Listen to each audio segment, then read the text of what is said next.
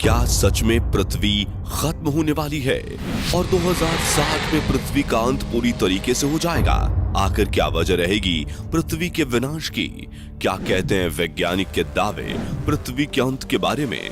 और क्या जिस तरह हजारों साल पहले धरती पर से डायनासोर पूरी तरह से खत्म हो गए थे, क्या उसी तरह से इस बार भी पृथ्वी के विनाश में खत्म होने की बारी इंसानों की है? और पृथ्वी का अंत 2029 में होगा या 2060 में?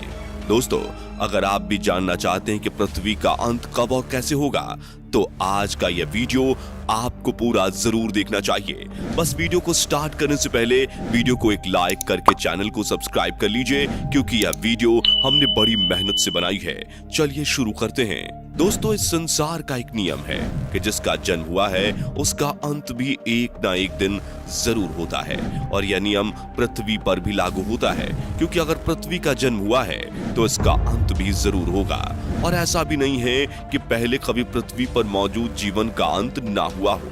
आज से हजारों साल पहले धरती ने अपने स्वरूप को बदला था, और एक एस्टेरॉयड के धरती से टकराने के बाद हमारी पृथ्वी लावे की तरह दहकने लगी थी और डायनासोर जैसी भयानक प्रजातियों का पूरे तरीके से अंत हो गया था।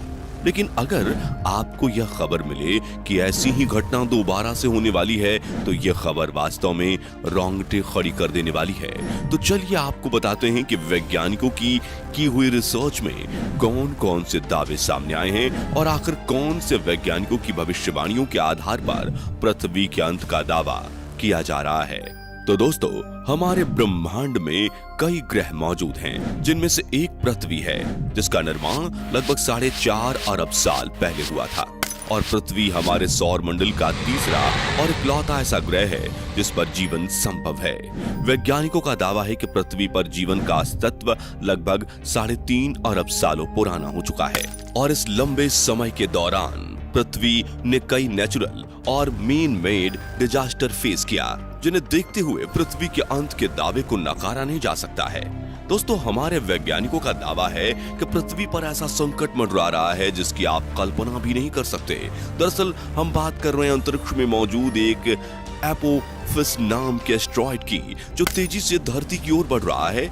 नासा के वैज्ञानिकों का यह कहना है कि अगर इसी तेजी से यह एस्टेरॉयड धरती की ओर बढ़ता रहा तो यह एस्टेरॉयड 13 अप्रैल 2029 को धरती से टकरा सकता है।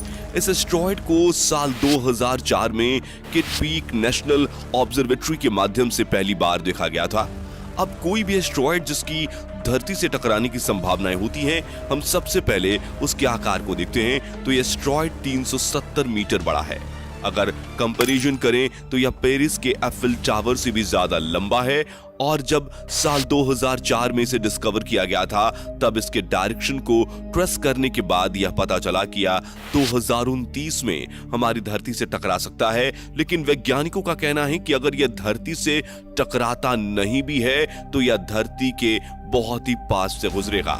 नासा के कुछ अधिकारियों का कहना है कि एस्टेरॉयड जियोस्टेशनरी सैटेलाइट की तुलना में ज्यादा करीब है, जो 22,370 मील यानी कि 36,000 किलोमीटर की दूरी पर पृथ्वी की परिक्रमा करते हैं। यह इतिहास में पहली बार होगा कि कोई एस्टेरॉयड पृथ्वी के सबसे पास से गुजरेगा, या इतने करीब से गुजरेगा कि इसे देखने के लिए आपको किसी टेलीस्कोप की जरूरत नहीं होगी। आप इसे खुली आंखों से ही देख पाएंगे। सबसे पहले यह ऑस्ट्रेलिया के साउदर्न हेमिस्फीयर में दिखाई देगा, फिर भारतीय ओशन की तरफ बढ़ेगा। इस एस्टेरॉयड की स्पीड इतनी होगी कि अटलांटिक ओशन को पार करते हुए अफ्रीका को क्रॉस करने में इसे ज्यादा से ज्यादा सिर्फ 1 घंटा ही लगेगा। जब यह हमारी धरती के करीब से गुजरेगा, तब इसकी चमकती हुई रोशनी हमारे चंद्रमा से भी ज्यादा होगी। इस समय इसकी धरती से दूरी बस 30,000 किलोमीटर की होगी, जो कि धरती से चांद की दूरी से करीब 12 गुना कम है। अब इतनी करीब आने के चलते अगर यह धरती के ग्रेविटेशनल फील्ड में फंस जाए तो शायद यह धरती के लिए बहुत ही सीरियस इशू बन सकता है। तो अगर यह एस्टेरॉयड लंदन जैसे शहर से टकराया तो यह लाखों लोगों को मिटा देगा और लगभग 3 मील चौड़ा एक गड्ढा बना देगा। हालांकि ब्रह्मांड में कई ग्रह और उल्कापिंड बार बार पृथ्वी के आसपास से गुजरते हैं, लेकिन हमारी पृथ्वी से टकराए बिना ये ब्रह्मांड में घूमते रहते हैं और हमें इससे कोई खतरा नहीं होता। लेकिन सन 1994 में ब्रह्मांड में एक खौफनाक मंजर हुआ, जिसमें पृथ्वी के बराबर के 10 से 12 उल्कापिंड सौर मंडल के जुपिटर ग्रह से टकराए थे और महाप्रलय का कारण बने थे। उस महाप्रलय में इतना विनाश हुआ कि उससे निकली आग जुपिटर से आज तक शांत नहीं हुई है और इसलिए वैज्ञानिकों का कहना है कि हो सकता है भविष्य में यही घटना पृथ्वी के साथ घटे और फिर पृथ्वी के विनाश को कोई नहीं बचा पाएगा। वहीं एक दावा यह भी कहता है कि हो सकता है कि भविष्य में ज्वालामुखियों के फटने से पृथ्वी का विनाश संभव हो, क्योंकि ज्वालामुखी के फटने से गर्म और खतरनाक गैसों के साथ राख, लावा और दहकती हुई खतरनाक विशाल चट्टानें पृथ्वी से बाहर निकलती हैं, जो विनाशकारी नुकसान का कारण बनती हैं। 1816 में इंडोनेशिया के माउंट टाम्बोरा नाम के ज्वालामुखी के फटने से जो तबाही मची थी, उसने 1.5 लाख लोगों को मौत की नींद सुला दिया था।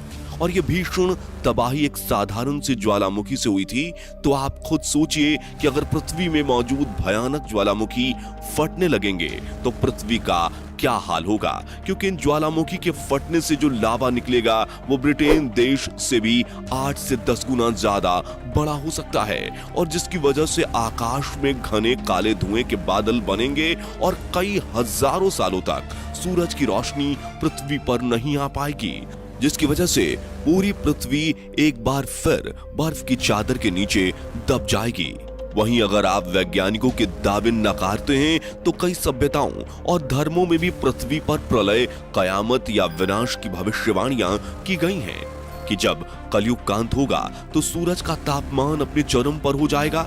लेकिन दोस्तों, हमारे वैज्ञानिक धर्म को नहीं मानते, इन्हें हर बात का पुख्ता प्रमाण चाहिए। तो इसी के चलते नेचर जियो साइंस में छपे शोध में खुलासा हुआ है कि पृथ्वी के खात्मे में सूर्य बड़ा रोल निभाएगा। ये इतना ज्यादा गर्म हो जाएगा कि पृथ्वी से ऑक्सीजन को खत्म कर देगा और यह तो सभी जानते हैं कि ओजोन परत धीरे धीरे नष्ट हो रही है, जिसकी वजह से सूरज की किरणें पृथ्वी पर कहर बरपा रही हैं। दोस्तों, हमारा सूरज 4.5 बिलियन यानी 460 करोड़ साल पुराना है। उससे आज का सूरज 20% ज्यादा बड़ा है और इसका टेम्परेचर बढ़ता ही रहेगा और ऐसे एक्सपेंशन की वजह से 7.6 बिलियन साल के बाद वह अपने मैक्सिमम साइज लिमिट तक पहुंच जाएगा और रेड जायंट में तब्दील हो जाएगा। तब वह अभी के मुकाबले 3000 गुना ज्यादा ब्राइट होगा और बढ़ते साइज के साथ सूरज धीरे धीरे अपने पास के प्लेनेट को निगलना शुरू कर देगा। सबसे पहले मर्क्यूरी यानी बुध ग्रह को, फिर वीनस यानी शुक्र ग्रह को और आखिर में हमारी पृथ्वी को।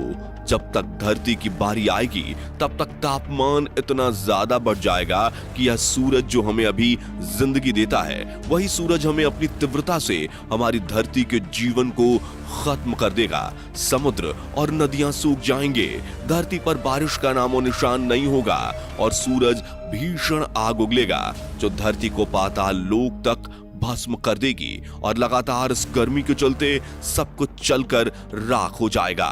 वहीं लॉ ऑफ ग्रेविटी की थियरी समझाने वाले the father of modern science Newton के अनुसार ये दुनिया सन 2060 तक खत्म हो जाएगी। न्यूटन ने 1704 में कहा था कि 2060 तक धरती खत्म हो जाएगी। खास बात यह है कि न्यूटन ने यह ऐसे ही नहीं कहा था, बल्कि इसके पीछे न्यूटन ने दुनिया के खत्म होने का एक फॉर्मूला भी दिया था, जो कि 1727 में उनके मरने के बाद उनके घर के नोट्स और चिट्ठियों में दर्ज था, जिसे सारा ड्राई ने अपनी किताब द न्यूटन पेपर्स में साफ साफ बताया। गति के नियमों के तमाम फॉर्मूलों का आविष्कार करने वाले न्यूटन ने उस नोट में यह कहा था कि एक समय ऐसा आएगा कि पृथ्वी के घूमने की गति बदल जाएगी, जिससे दिन और रात आधे हो जाएंगे और वर्ष 2060 के बाद पृथ्वी पर समय बिल्कुल ही खत्म हो जाएगा। यानी कि किसी भी सूरत में दुनिया 2060 से आगे नहीं बढ़ने वाली। न्यूटन ने ग्रेविटी और दूसरे ग्रहों को भी अपनी भविष्यवाणी का आधार बनाया था।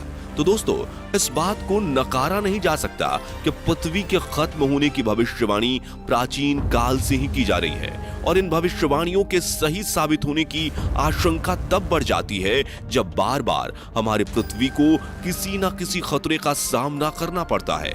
तो एक ना एक दिन पृथ्वी का विनाश तो होना ही है। उम्मीद करते हैं आपको आज का वीडियो पसंद आया होगा। वीडियो अच्छा लगा हो तो वीडियो को लाइक कीजिएगा, चैनल को सब्सक्राइब कीजिएगा और ज्यादा से ज्यादा लोगों तक वीडियो को शेयर कीजिएगा ताकि यह जानकारी हर किसी को मिल सके।